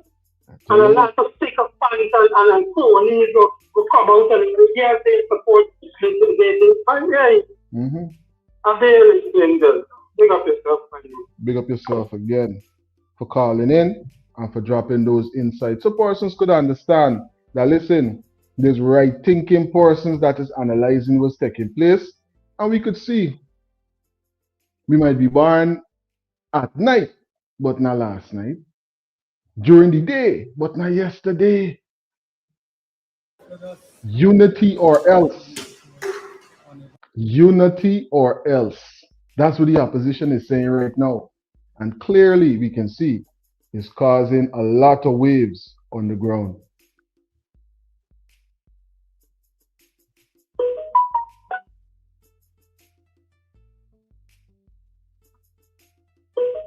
You don't respect us. You don't. Who's gonna take accountability if nobody can't blame the boat owner because the boat is owned by the state, this government. The people them who are employed is employed by the government. Everything there's government. So who are we going to blame? People. Everything comes right back to the government. And because they hold a lot of power, they hold everything in their hands. Just like how they can say, okay, go ahead and use the new boat that we just call it to go up on the boat, right? Just so.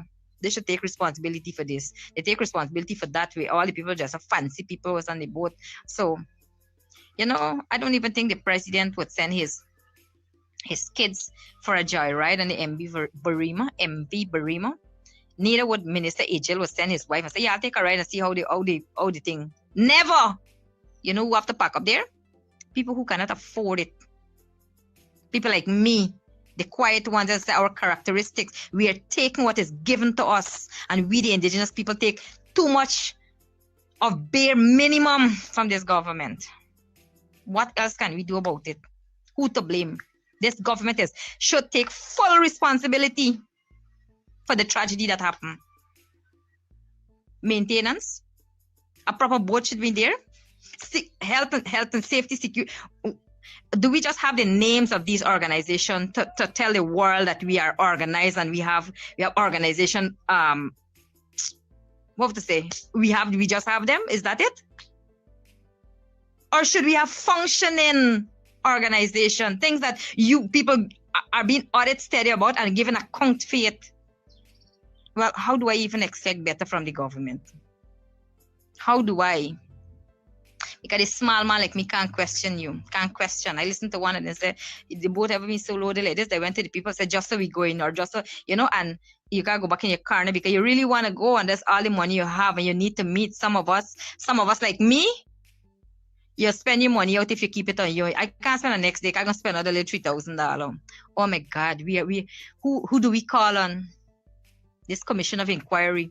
I don't trust the government with no commission of inquiry to give us no justice. I don't want independent people coming for give us no justice. How many times have we seen things happen like this in our country? Did we get justice? For instance, the Madja fire. The government is fighting us, the indigenous people right now, fighting us. Indigenous people, wake up. Come out and talk. Some of you keep secret for the government because of what? Because of what? Adriana Young. And so many other people we can talk about. We know what's going on. Honestly, I can't call on my own indigenous people here. I cannot. I must applaud the few that come out and speak. And I expect some of you to come and attack me. And I don't really care because his life is going. And I feel responsible. I feel blamed for not speaking up before. We as indigenous people need to question the government, question authorities in order to say, what, how this thing is happening. We need to stand up for our rights and listen. Let it give us accountability for everything. You see the spending those money that they were given. Most of the leaders are from the government. And they're going to spend, I see 300 something million for, I just watching the millions passing. It's just a 2-3 million going into the village and the rest, you can't question them because they know somebody else in the government. You can't question them. This MV Barima is a wake-up call. Had we been behind them, had me been asking a question and why the WAF is not done, why is it as an indigenous person? Because most is indigenous people use it. People below the minimum wages use that. I am so teared up. I don't trust the government. I need to call on an international indigenous people. We're begging you, come in again and see with us. We can't call our own. And for this video, I know I'm going to be attacked, but I'm willing to have it for my brothers and sisters. Can we call on an international indigenous forces of community, some organization that's going to come and give us the strength, motivate? As a matter of fact, I understand that the crew members complained several times that this boat should not be in service. It is the PPP government officials making these policy decisions. But them black boys, them little black boys who they hold there, the sailors who they claim tested positive for weed, and the captain,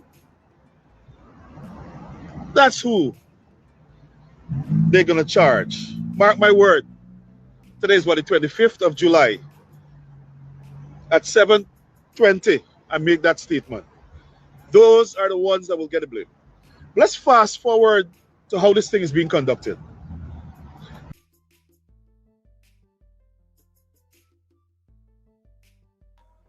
Displays in the assembly are not permitted. Another breach. And I ask that you allow the Honorable Attorney General to read the message from His Excellency, the President. AG, go ahead.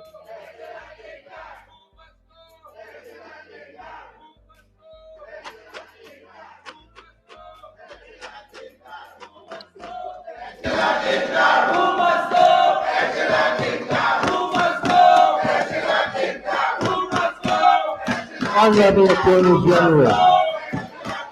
Speaker of the National Assembly, Clerk of the National Assembly, Honorable members of the National Assembly, members of the media, fellow Guyanese. Are you hearing me, sir?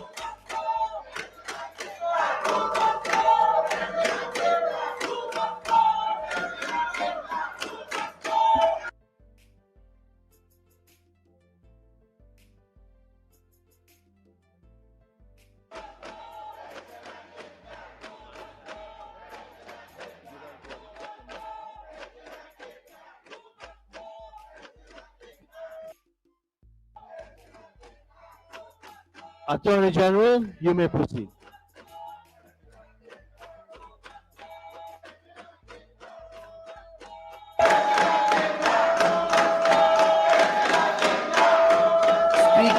National Assembly, Clerk of the National Assembly, honorable members of the National Assembly, members of the media, fellow Guyanese.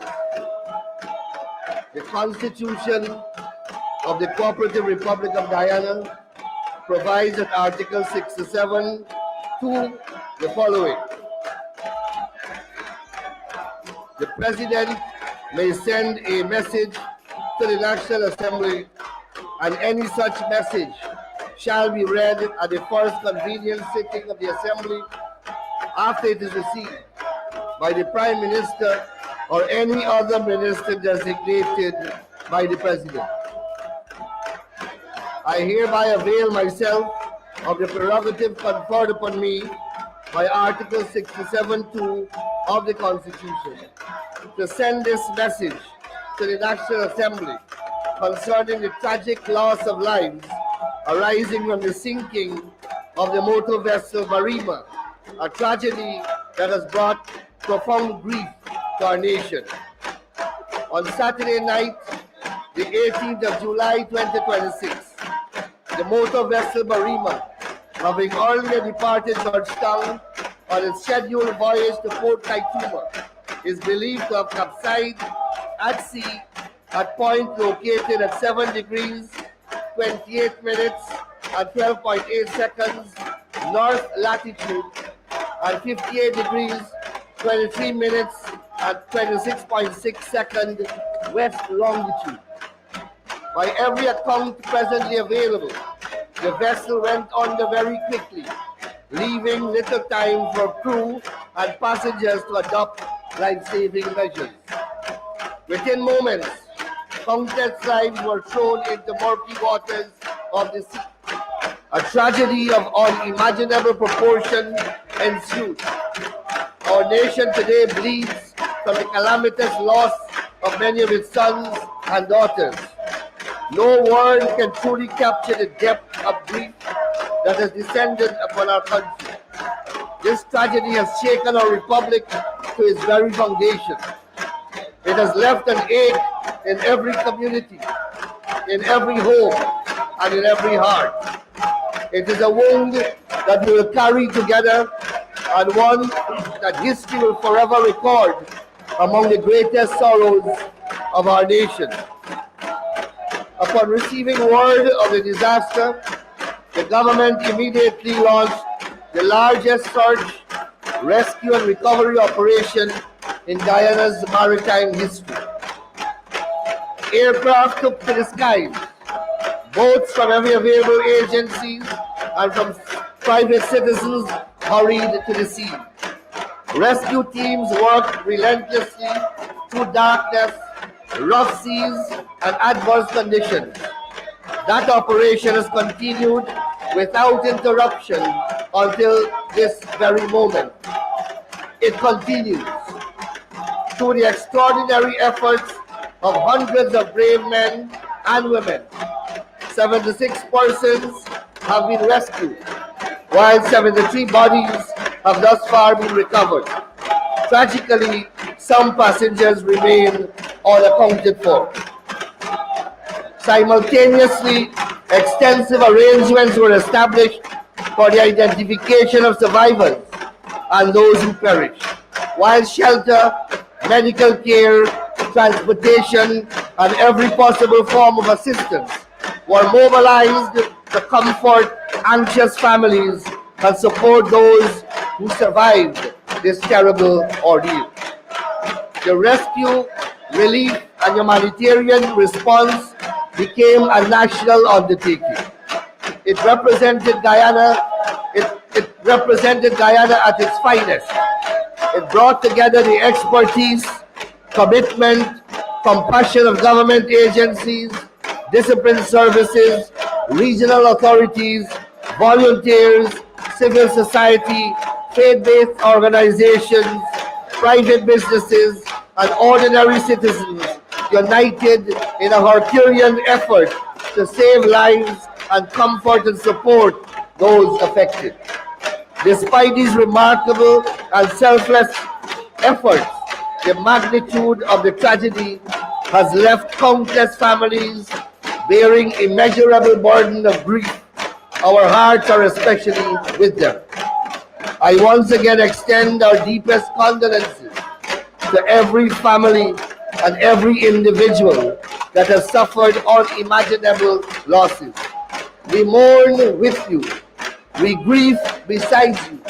Your pain has become the nation's pain.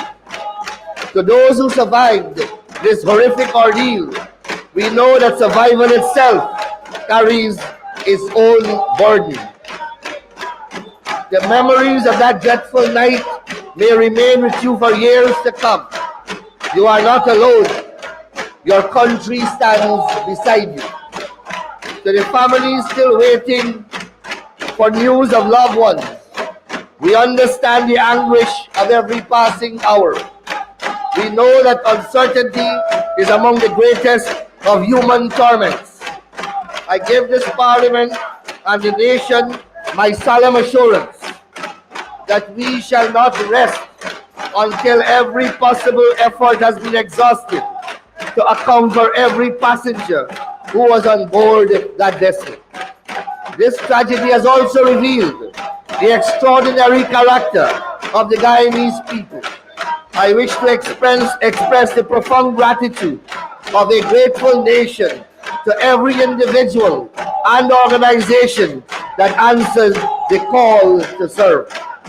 Our appreciation extends to the officers and ranks of the Guyana Defense Force Coast Guard, the Guyana Police Force, our doctors, nurses, and emergency medical personnel, members of the Guyana Fire Service, every cabinet member and dedicated staff of their respective ministries, regional administrations, local government bodies, members of this honorable house, private sector organization that supplied vessels, equipment, fuel, food, accommodation, and logistical assistance, members of the religious community who provided spiritual comfort, volunteers, especially our fisher folk, who were among our first responders, who selflessly went out in the dead of night and in perilous waters, and the countless citizens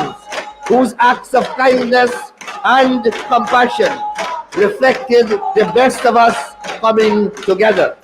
The Cooperative Republic of Guyana is deeply indebted to them.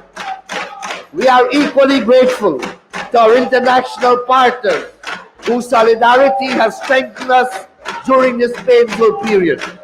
I wish to record our sincere appreciation to the armed forces of French Guyana, to the government and people of the Republic of Trinidad and Tobago for the personnel and specialized equipment they dispatched, and to the Federative Republic of Brazil for the invaluable support provided to the recovery effort. We are likewise thankful for all the many expressions of solidarity and offers of assistance extended by our sister CARICOM nations and friends across the international community.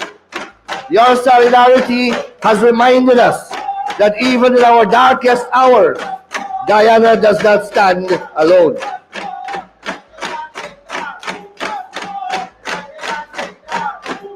To the people of Guyana, I offer my heartfelt thanks.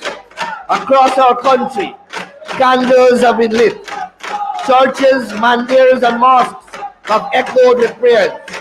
Communities have gathered in silent reflection. Children have written messages of hope. Families have embraced strangers as though they were relatives. These acts remind us that although tragedy can wound a nation, compassion has the power to heal it. The outpouring of love and solidarity from across Guyana has provided a source of strength in the midst of our sorrows. But beyond the immediate response and the comforting words offered at this moment of grief, there remains continuing duty to stand with those who have suffered and to support them in the difficult days ahead. The government remains fully committed to providing sustained material, financial, psychological and emotional support to the families of those who perished and to those who survived. Our responsibility to these families does not end with recovery operation. It will continue for as long as necessary. We shall walk with them through their grief, assist them in rebuilding their lives, and ensure that they never cease this burden, they never face this burden alone. This is why, as part of the government's response to this tragedy, I have announced the HEART Initiative, a program of material, moral, and emotional support for survivors and the families of those who loved lost ones.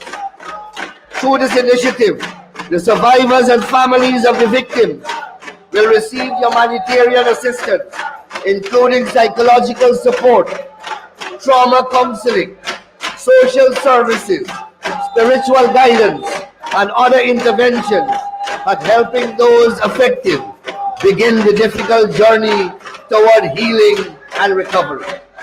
Separately, I've invited the distinguished Caribbean jurist and former Attorney General and Minister of Investment and Foreign Trade of Belize, Mr. Iman Harrison Courtine, to assist in developing the modalities for financial assistance to the survivors and the bereaved families.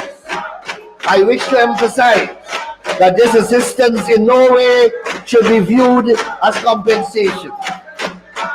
Honorable members, our immediate priority throughout the past week has rightly been the search, rescue, and recovery mission.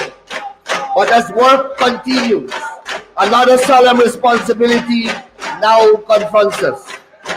The people of Guyana deserve answers. Family deserve answers. History demands answers. I therefore assure this House and the nation that the government will leave no stone unturned in determining the full circumstances that gave rise to this catastrophe. This will be done not only to answer the many questions weighing heavily on the minds and hearts of our people, but also to ensure that such a tragedy is never repeated.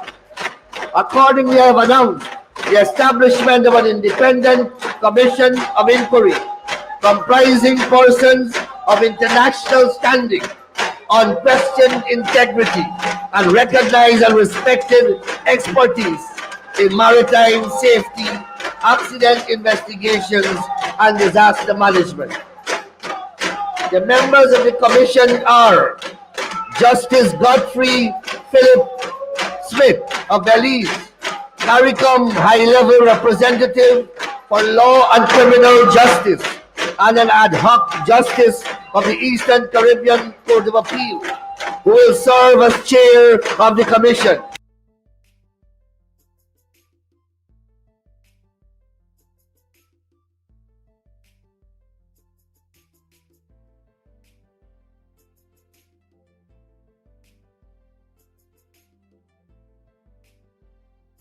Mark Phillips and Juan Edghill, who up to now hasn't resigned.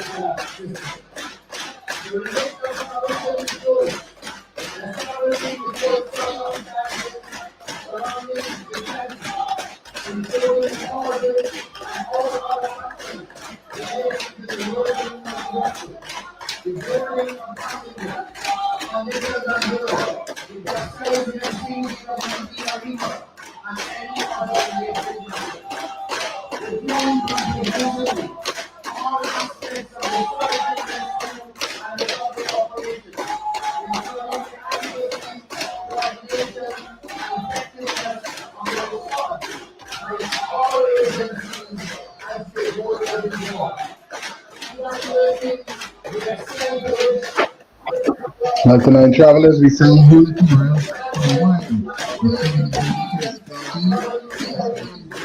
usual. No person's got to take note and pay attention to what the persons and their representatives are saying. Let's hear some more of what's going on in the house, because the protest started outside and it reached inside. Because why? The people are important. You, the people, me, the people, we, the people, are the ones with the power. Let's see some more of this.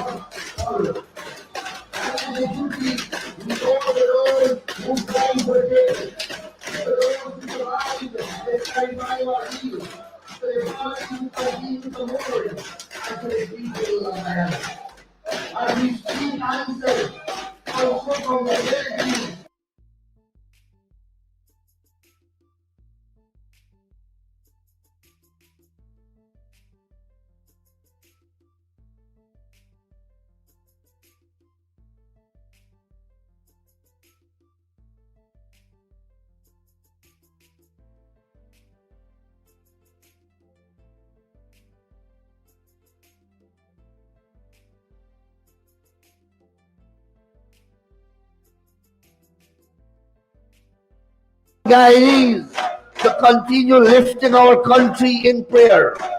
Pray for the bereaved. Pray for the survivors. Pray for those who are still missing. Pray for those who continue the difficult work of recovery. And pray for Guyana. Finally, I appeal to every member of this honorable house, and indeed to every citizen, not to allow this tragedy to become a source of division among us. Let it instead become a moment that forges a stronger, a more compassionate, and a more united Guyana. In responding to this tragedy, we must therefore look beyond the immediate pain and recognize the deeper test before us, not only of our institution, but our collective spirit as a people.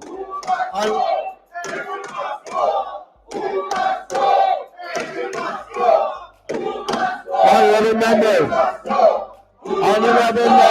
of the opposition, honorable members of the opposition, I'm calling on you to take your seats.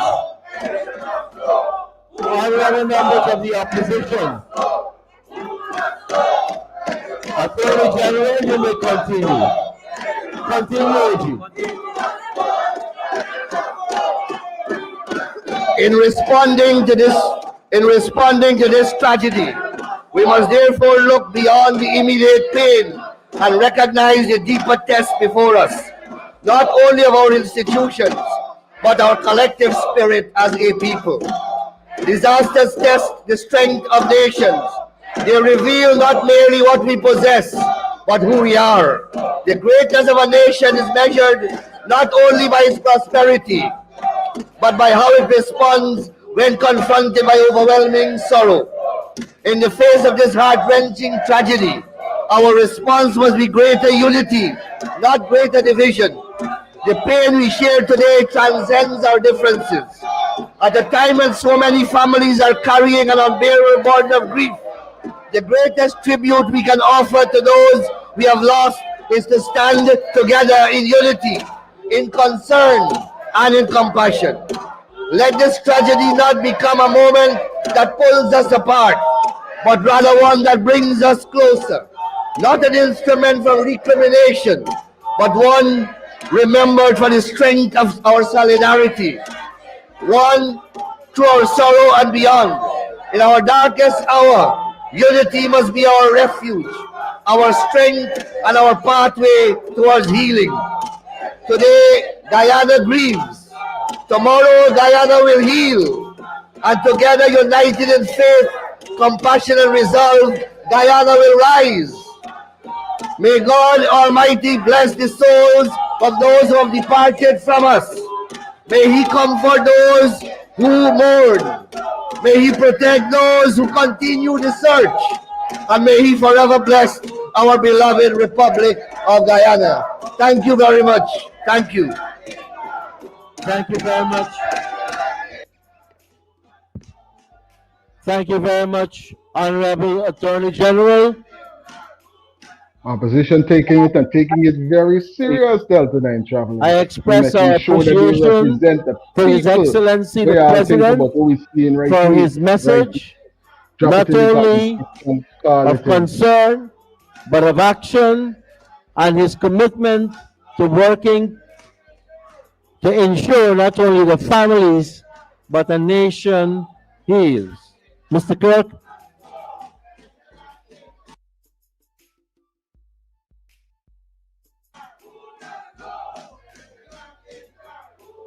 Announcements by the Speaker. I know certain things would have popped off in. I know things would have gotten heated in Parliament today. Because what they're trying to do is waste a lot of time, and people ain't got time to waste time with them today. Greetings, you're on to Delta9 Media.